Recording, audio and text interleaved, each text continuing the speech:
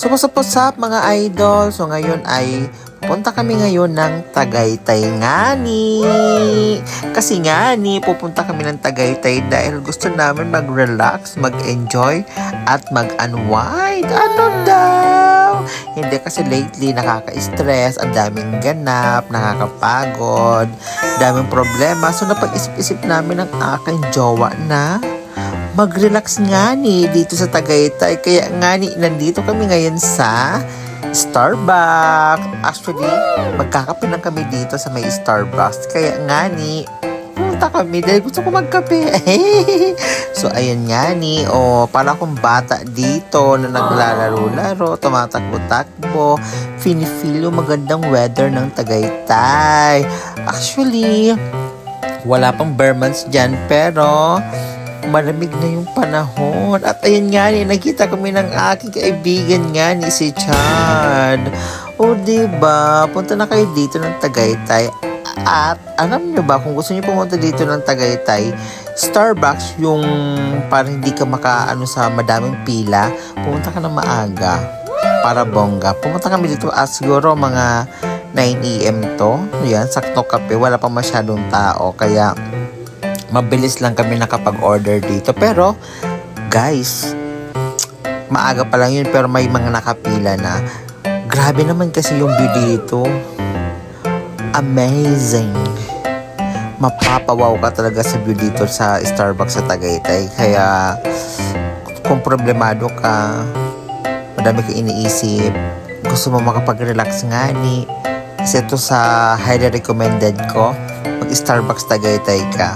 Ano naman kasi, ang perfect, diba? Ganyan yung makikita mo, tapos habang humihigop kang mainit na kape dyan sa Starbucks na yan, tapos nakikita mo pa yung Taal Volcano. Pak na pak, diba?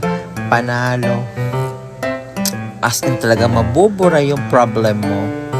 Kasi naman, amazing. And of course, nag-order ko dyan ng matcha. Kasi color green. At yung mga nakikita ko kasi halos color green yung scenery niya.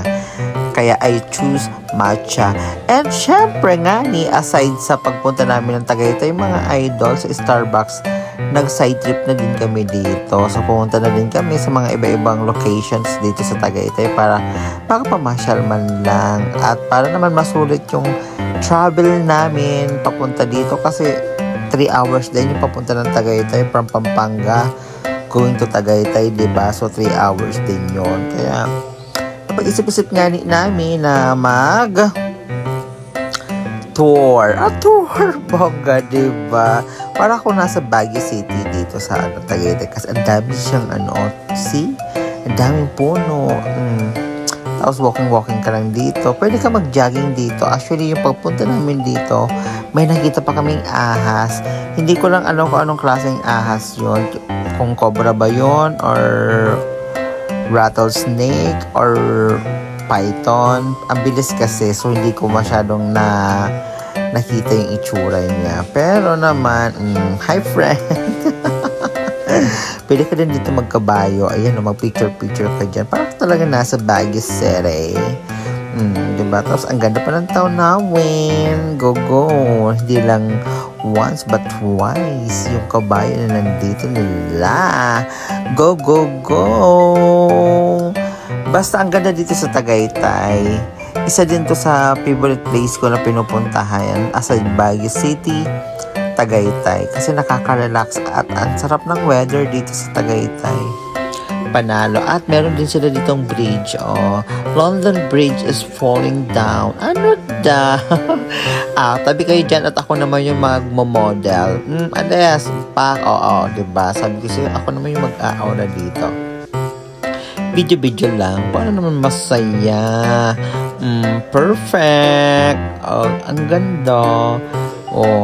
Akala ko mapuputol to at ako kinakabahan dito at nag-hi pa nga sila dyan sa aking vlog.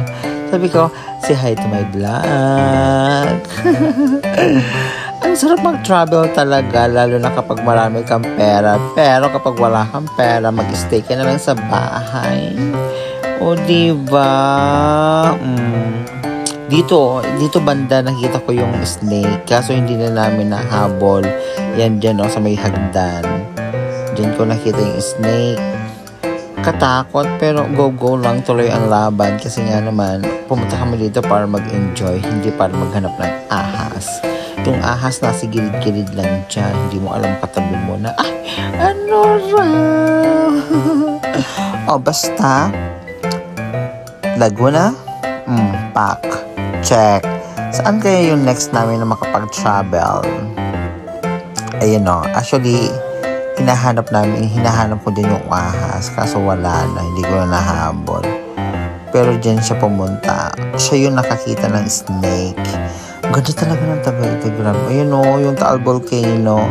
Say hi. Sana naman fake news yung mga natagpuan dyan sa Taal.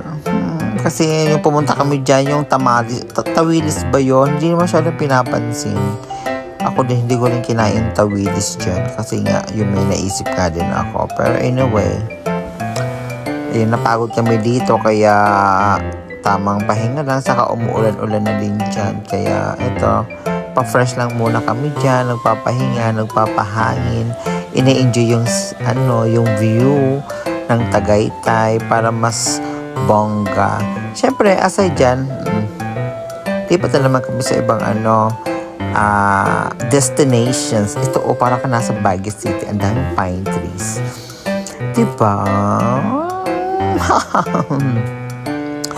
Perfect.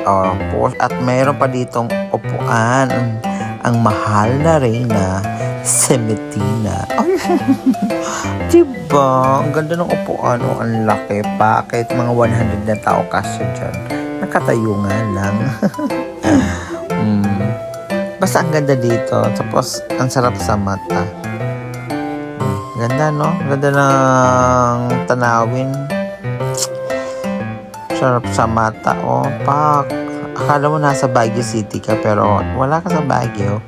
Nasa Tagaytay ka lang. Go. Diba? Ang ganda. Tapos may pupuntan pa kami dito. One of my, parang pinakagusto kong lugar dito sa napuntahan ko. Pero nga, medyo pricey yung mga pagkain nila. Pero okay lang naman kung may budget ka naman, why not? Paminsan-minsan lang naman, try mo. Diba? Kaysa naman nandiyan ka na hindi mo pa ito try dahil sa sobrang pagtitipid. Yan, para mas lalo mag-enjoy. Kaya, go na dito sa Tagaytay. Pak. Ayun, malapit na kami. Boom, boom, boom, boom. Actually, wala na akong ibang masabi. Basta, ang sarap dito. Diba? Na. So, ito na. Diba? Ang ganda. Para ka nasa ibang dimension ng bansa. Ay, ng bansa. Para ka nasa ibang lugar. Pero nasa Pilipinas ka lang. Diba? Ganda. Parang, Parang England. Ganon.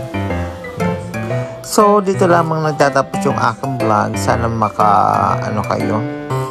makapag-like, share, and comment. Comment down below kung saan nyo pa gusto kami pumunta ng aking team. Ay! Yan, Luzon. Ganda dito. Thank you so much, guys. Gerald Anderson. Ayan. Maraming salamat, guys, sa pagsusupport sa aking vlog. Sa uulitin po. Bye-bye. Enjoy. Please like, comment, and share. Babush.